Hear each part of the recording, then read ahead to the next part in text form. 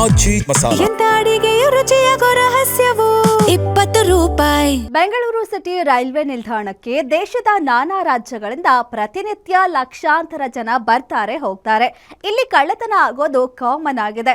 ಹೀಗೆ ಮೊಬೈಲ್ ಕಳೆದುಕೊಂಡ ಆಸಾಮಿಯೊಬ್ಬ ಠಾಣೆಗೆ ನುಗ್ಗಿ ರಾಡ್ನಿಂದ ಹಲ್ಲೆ ಮಾಡಿ ಅಟ್ಟಹಾಸ ಮೆರೆದಿದ್ದಾನೆ. ಹಾಗಿದ್ರೆ ಆತ ಗಲಾಟೆ ಮಾಡೋದಕ್ಕೆ ಕಾರಣ ಏನು? ಆಕೆಗೆ ಯಾಕೆ ಹಲ್ಲೆ ಮಾಡ್ದ ಅಂತ ಹೇಳ್ತೀವಿ, ಕೇಳಿ. ಬೆಂಗಳೂರಿನಲ್ಲಿ ಲೇಡಿ ಪೊಲೀಸರಿಗೆ ರಕ್ಷಣೆಯೇ ಇಲ್ವಾ?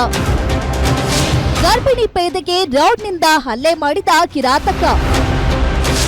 ದೂರು ಪಡೆಯಲು ತಡವಾಗಿದ್ದಕ್ಕೆ ಹಲ್ಲೆ, ಆರೋಪಿ ಬಂಧನ.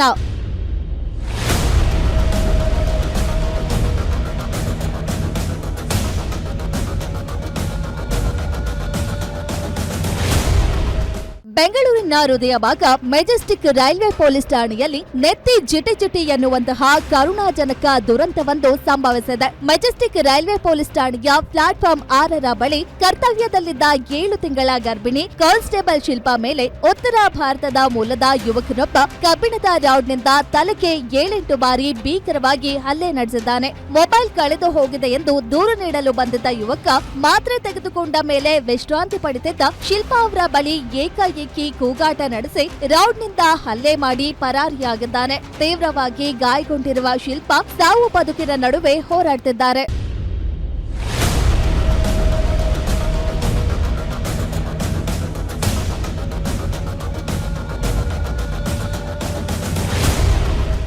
ನನಗೆ ರಾತ್ರಿ ಹೊತ್ತಿನಲ್ಲಿ ಆಗುವುದಿಲ್ಲ, ಅದು ಬೇರೆ ಸೆಂಟ್ರಿ ಆಗುವುದಿಲ್ಲ, ನನಗೆ ನಿಂತುಕೊಳ್ಳಲು ಆಗುವುದಿಲ್ಲ.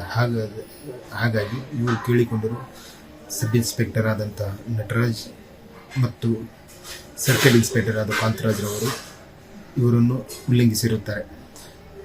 ಯಾವುದೇ ಕಾರಣಕ್ಕೂ ಈ ದುರಂತಕ್ಕೆ ಠಾಣೆಯ ಪಿಎಸ್ಐ ನಟರಾಜ್ ಅವರ ನಿರ್ಲಕ್ಷ್ಯ ಹಾಗೂ ಸರ್ವಾಧಿಕಾರಿ ಧೋರಣೆಗೆ ಪರೋಕ್ಷ ಕಾರಣ ಎಂಬ ಆರೋಪ ಕೇಳಿ ಬಂದಿದೆ. ಆರೋಗ್ಯ ಸ್ಥಿತಿ ತಿಳಿದಿದ್ರು ಗರ್ಭಿಣಿಗೆ 8 ಗಂಟೆಗಳ ಕಾಲ ಸೆಂಟ್ರಿ ಡ್ಯೂಟಿ ಹಾಕಲಾಗಿತ್ತು. ಈ ಹಿಂದೆ ಸುರೇಖಾ ಎಂಬ 9 ತಿಂಗಳ ಗರ್ಭಿಣಿ ಕಾನ್ಸ್ಟೇಬಲ್ಗೂ ಇದೇ ರೀತಿ ಡ್ಯೂಟಿ ನೀಡಲಾಗಿತ್ತು ಎನ್ನಲಾಗಿದೆ. ಹಲ್ಲೆ ಮಾಡಿ ಎಸ್ಕೇಪ್ ಆಗಿದ್ದ ಆರೋಪಿ ಗಜೇಂದ್ರನನ್ನ ಪೊಲೀಸರು ಬಂಧಿಸಿ ವಿಚಾರಣೆ ನಡೆಸುತ್ತಿದ್ದಾರೆ. ಅಲ್ಲಿರುವಂತಹ ಹೆಣ್ಣು ಮಕ್ಕಳು ಮತ್ತು ಗಂಡು ಮಕ್ಕಳನ್ನು ಎಲ್ಲರನ್ನೂ ಸಹ ಕೇಳಿದೆ.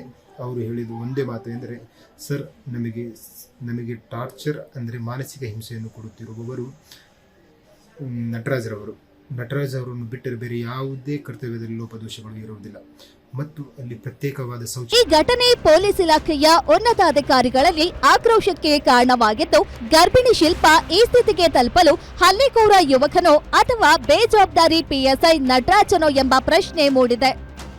Ajay Kumar, crime bureau, guarantee news, Bengaluru.